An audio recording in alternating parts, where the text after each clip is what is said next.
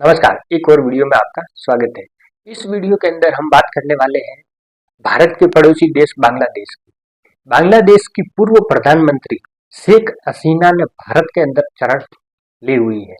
तो क्या है, 23 जनवरी शुक्रवार को शेख हसीना ने प्रेस कॉन्फ्रेंस की, उसका ऑडियो चलाया गया। उसमें शेख हसीना ने लोकतंत्र बचाने का, विपक्षी नेताओं को मरवाना हो या अल्पसंख्यकों की हत्याएं हो रही है, उसके खिलाफ में आवाज उठाई गई।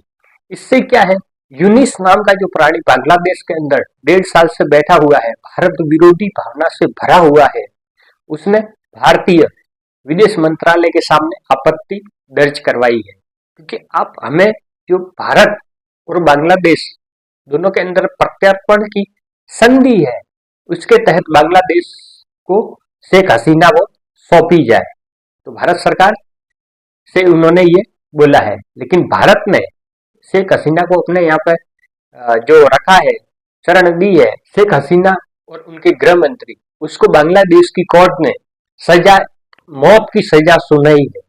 तो बांग्लादेश क्या है, उसको शेख हसीना को वापस मांग रहा है। बांग्लादेश में जो कोर्ट ने शेख हसीना को मौत की सजा सुनाई है, उसके अंदर शेख हसीना का पक्ष रखने वाला भी नहीं था। शेख हसीना वहां पे मौजूद नहीं थी। और उस फैसले में भी ये शर्त है कि अगर शेख हसीना को इस फैसले के खिलाफ में अपील दायर करनी है, तो उसको फिजिकली रूप से बांग्लादेश के अंदर प्रेजेंट होना पड़ेगा। तो ये तो पॉसिबल है नहीं। तो मतलब ये सजा इनकी बरकरार रहने वाली है। तो इसके लिए वो यूनिस सरकार है, वो इसको मांग रहे हैं। यूनिस सरकार क्या है, भारत से विरोधी भावना से भरी हुई है। क्यों? क्योंकि ये अमेरिका के द्वारा बिठाया गया एक सेलेक्टेड व्यक्ति है जो बांग्लादेश को चला रहा है। जब बांग्लादेश के अंदर छात्रों के आंदोलन हुए, उस आंदोलन से शेख हसीना को भागना पड़ा, वो भारत के अंदर आ गई। तब बांग्लादेश के अंदर जो अंतरिम सरकार गठित की गई, उसको नोबेल प्राइज विजेता बोल करके, मतलब बांग्लादेशी छात्रों को बुरगलाया गया और बांग्लादेशी अवाम को ये बता दिया गया कि इतना अच्छा व्यक्ति है, वो अंतरिम सरकार चलाएगा। लेकिन वो एक सिर्फ पपेट अमेरिका का बन के रह गया। और ये यूनुस क्या कर रहा है, पाकिस्तान के साथ में अपने रिलेशन बेहतर कर रहा है। तो ये भूल गया है कि उन्हीं पाकिस्तानियों ने बांग्लादेश की जनता पर 1971 में कितने क्राइम किए थे, उसके बारे में उसका ध्यान नहीं है। यूनुस सरकार के आने के बाद में पाकिस्तान की आर्मी है, वो पहली बार बांग्लादेश की सरजमी पर आती है। उसकी आईएसआई आती है, जो भारत के खिलाफ में षड्यंत्र कर रहा है। लेकिन भारत सरकार इसको इतने अच्छे तरीके से जवाब नहीं दे रही है। उसकी रणनीति क्या है वो अपने को पता नहीं है। लेकिन भारत को भी अभी अब मजबूती से उनको जवाब देना पड़ेगा। क्यों? क्योंकि इसके हौसले बुलंद होते जा रहा है। कभी ग्रेटर बंगाल का नक्शा जारी कर देता है, कभी पूर्वोत्तर के राज्य को भारत से अलग करने की रणनीति बताता है। अभी पिछले दिनों क्या हुआ, जो चीन के एक राजदूत थे, उनको चिकन नेक कॉरिडोर है उसके पास तक लेके गया, वहां पर फोटो खिंचवा करके मीडिया में छपवाई जा रही है। इससे क्या है, इससे ये भारत को संदेश देना चाहता है कि हम पाकिस्तान, चाइना और बांग्लादेश मिल करके भारत पे अटैक करेंगे। पाकिस्तान करेगा तो बांग्लादेश उसका साथ देगा। चाइना तो उन दोनों का साथ देने ही वाला है, क्योंकि ऑपरेशन सिंदूर के अंदर भी चाइना ने पाकिस्तान को हथियार दिए थे, तो ये साथ देने वाला है। तो अब पाकिस्तान भी चाहता है कहीं ना कहीं कि बांग्लादेश के साथ में जो एक उसने सऊदी अरब के साथ में जो समझौता किया है कि सऊदी अरब पे हमला पाकिस्तान पे हमला माना जाएगा, पाकिस्तान पे हमला सऊदी अरब पे माना जाएगा, ऐसा ही संधि बांग्लादेश के साथ में करने की तैयारी में है कि बांग्लादेश पे हमला पाकिस्तान पे माना जाएगा, पाकिस्तान पे हमला है वो बांग्लादेश पे माना जाएगा। दोनों देश मिल करके उस देश के सामने युद्ध करेंगे। उनको किनसे युद्ध करना है? पाकिस्तान को किससे युद्ध करना है? बांग्लादेश को किससे युद्ध करना है? इंडिया से ही तो करना है। तो इंडिया के लिए ये बहुत बड़ी प्रॉब्लम होने जा रही है। तो भारत सरकार इसके खिलाफ में कड़ा एक्शन लेना पड़ेगा। अब लगता है भारत सरकार कड़ा एक्शन लेने की तैयारी में दिख रही है, क्योंकि बांग्लादेश के क्रिकेटरों को जैसे ही आईपीएल से बाहर किया गया तो बांग्लादेश ने भारतीय क्रिकेट बोर्ड के साथ में एक शर्त लगा रख दी कि हम भारत के अंदर सुरक्षा कारणों से नहीं खेलेंगे। भारत के अंदर वो असुरक्षित महसूस कर रहे हैं।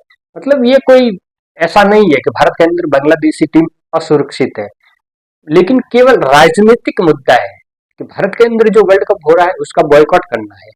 जैसे पाकिस्तान को न्यूट्रल वेन्यू दिया गया, पाकिस्तान और इंडिया के मैच श्रीलंका के अंदर होने हैं, तो ऐसे ही बांग्लादेश ने भी शर्त रख दी कि हम भारत के अंदर नहीं खेलेंगे, हमारे हमको भी श्रीलंका के अंदर हमारे मैच रखे जाए। तो ये कहीं ना कहीं बीसीसीआई को भी थोड़ा देखना चाहिए, क्योंकि पाकिस्तान को ऐसे आप न्यूट्रल वेन्यू दे रहे हो, तो बांग्लादेश ने भी मांग उठा दी। लेकिन इस बार आईसीसी ने भी सख्त कदम उठाया और बांग्लादेश को वर्ल्ड कप से बाहर का रास्ता दिखा दिया।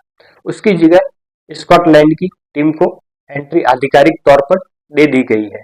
इस तरह से बांग्लादेश के खिलाफ में कड़े कदम उठाने की जरूरत है। अभी जो फरवरी में बांग्लादेश के अंदर इलेक्शन है, उसके अंदर भारत क्या है, जो इनकी खालिदा जिया वाली पार्टी है बीएनपी, उससे उनके खालिदा जिया की कुछ दिनों पहले मौत हुई, तब विदेश मंत्री जयशंकर साहब भी गए थे। तो उन्होंने उनके बेटे से मुलाकात भी की थी, क्योंकि वो भविष्य में प्रधानमंत्री बन सकते हैं। वो प्रधानमंत्री बनते हैं तो भारत के लिए कहीं ना कहीं इतने अच्छे तो साबित नहीं हो पाएंगे जितनी शेख हसीना थी, लेकिन उनकी पार्टी का स्टैंड साफ है कि उनके जो फादर थे, उनका नारा था न पिंडी न दिल्ली, ओनली बांग्लादेश।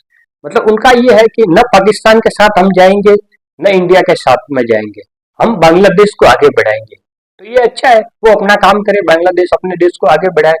पाकिस्तान की जो इन्वॉल्वमेंट पिछले दिनों से हो रही है वो तो रुक जाएगी, क्योंकि पाकिस्तान की खुफिया एजेंसी है और जो कट्टरपंथी संगठन है वो पाकिस्तान बांग्लादेश के अंदर अपनी पैठ जमाते जा रहे हैं। वो आतंकी भी इस फिराक में है कि बांग्लादेश के युवाओं को बरगला करके भारत पर अटैक करने के लिए तैयार करना। तो इन चीजों से भारत को बच के रहना पड़ेगा, क्योंकि ये आने वाले समय में बहुत बड़ी समस्या, दिक्कत भारत के लिए खड़ी हो सकती है, क्योंकि बांग्लादेश के साथ में भारत बहुत बड़ा बॉर्डर शेयर करता है, जिसके अंदर कोई तारबंदी भी नहीं है, ऐसे खुला बॉर्डर है। पाकिस्तान के साथ में तो भारत का क्या है, तारबंदी है, और बांग्लादेश के साथ में खुला बॉर्डर है। क्योंकि भारत और बांग्लादेश के रिश्ते बहुत अच्छे थे, हमेशा से मतलब अच्छे ही रहे। जैसे खालिदा जिया की पार्टी भी सत्ता में थी तो वो भी एंटी इंडिया नहीं थी, उनको वो फर्स्ट बांग्लादेश की नीति लेकर चलती थी, तो वो पाकिस्तान की तरफ भी नहीं झुकती थी। और शेख हसीना इंडिया के साथ में मिलजुल करके सरकार चलाती थी। शेख हसीना के फादर मुजीब उर रहमान, उनका साथ भारत सरकार ने दिया था बांग्लादेश को अलग करवाने के लिए।